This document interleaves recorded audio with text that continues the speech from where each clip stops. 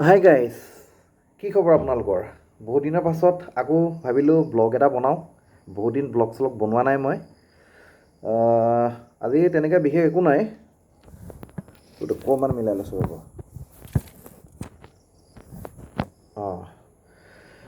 বেলেগ একো নাই। মই ভাবিছোঁ মানে এটা বহুতে জানে হয়তো আপোনালোকে, তাৰ মাজত কিছুমানে হয়তো নাজানিবও পাৰে।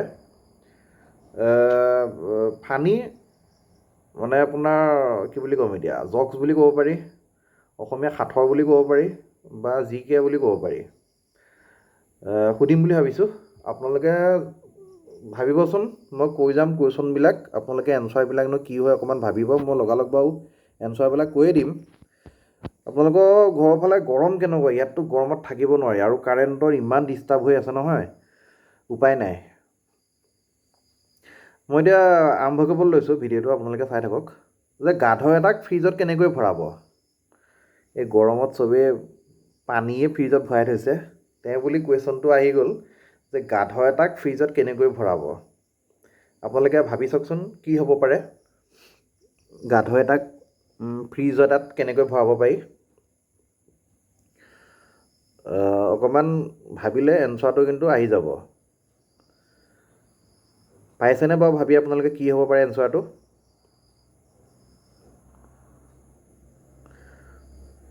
গাধ এটাক ফ্ৰিজত ভৰাবলৈ বেছি আপুনি একো কৰিব নালাগে। আপুনি কি কৰিব লাগিব? ফ্ৰিজৰ দৰ্জাখন খুলিব লাগিব আৰু গাধটোক ঠেলা মাৰি ভৰাই দিব লাগিব। সেইটোৱে হ'ল। বাকী ইয়াৰ একো এনচাৰ নাই।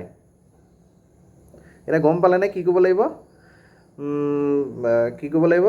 আপোনাৰ ফ্ৰিজৰ দুৱাৰখন খুলিব লাগিব আৰু গাধটোক ঠেলা মাৰি ভিতৰলৈ ভৰাই দিব লাগিব। এইটোৱে। তাৰপিছত আহিলে আকৌ যদি মই সোধোঁ, জিৰাফ এটাক ফ্ৰিজত কেনেকৈ ভৰাব লাগে, তেতিয়া আপুনি কি বুলি ক'ব? আপোনালোকে হয়তো ভাবিছে চাগে আগৰটো নিচিনাই, দৰ্জাখন খুলি দিম আৰু জিৰাফটোক ফ্ৰিজত ভৰাই থ'ম। আচলতে সেইটো নহয় এনচাৰটো। কি হ'ব পাৰে অকণমান ভাবকচোন আপোনালোকে।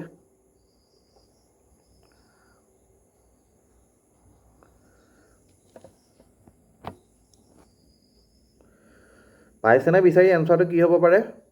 নাই পোৱা যদি মই কৈ দিছোঁ শুনক। প্ৰথমতে ফ্ৰিজৰ দৰ্জাখন খুলি সোমাই থকা গাধটোক উলিয়াই ল'ব লাগিব। তাৰপিছত জিৰাফটোক ফ্ৰিজৰ ভিতৰত ভৰাব লাগিব। বুজি পাইছেনে?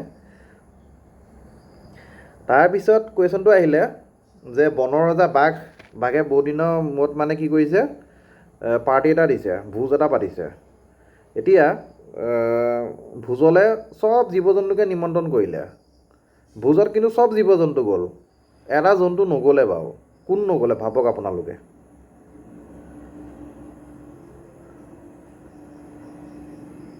এনচাৰটো ওলায়ে আছে। অকণমান যদি দিমাগটো লগায় তেতিয়াহ'লে এনচাৰটো পাই যাব আপোনালোকে।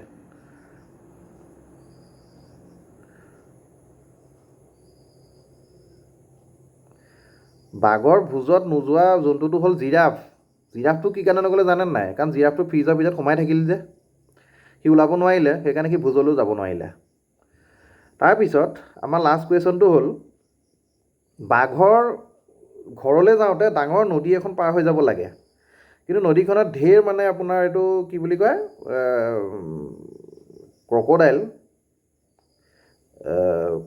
ঘঁৰিয়াল ঘঁৰিয়াল ঢেৰ থাকে, আৰু ঘঁৰিয়ালকেইটা মানে বিৰাট ডেঞ্জাৰ হয়।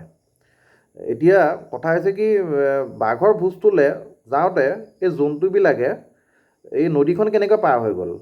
তেওঁলোকতো ঘঁৰিয়ালে খাব লাগিছিলে, কিন্তু তেহেঁতি বাঘৰ ঘৰো গৈ পালেগৈ, নদীখন সাঁতুৰি পেলাই গৈ বাঘৰ ঘৰ পালেগৈ, ভোজো খালেগৈ। কেনেকৈ খালেগৈ মানে? সেইটো আপোনালোকে ভাবকচোন কি হ'ব পাৰে উত্তৰটো।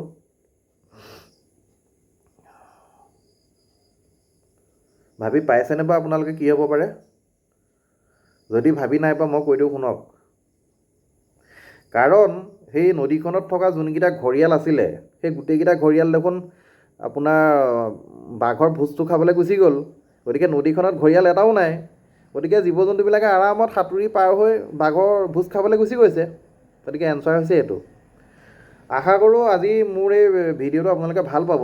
এনেকুৱা ধৰণৰ ভিডিঅ'বিলাক মই মানে জমনি ভিডিঅ'বিলাক বা মোৰ কিছুমান ব্লগ যদি বনাব মন যায় তেনেকৈ আপোনালোকক মই এই চেনেলটোত দি থাকিম।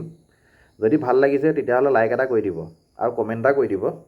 মই ভৱিষ্যতে ইয়াতকৈ ভাল ফানি জকছ বা কৌতুক এইবিলাক মই আপোনালোকক দিবলৈ ট্ৰাই কৰিম। ধন্যবাদ। Good night.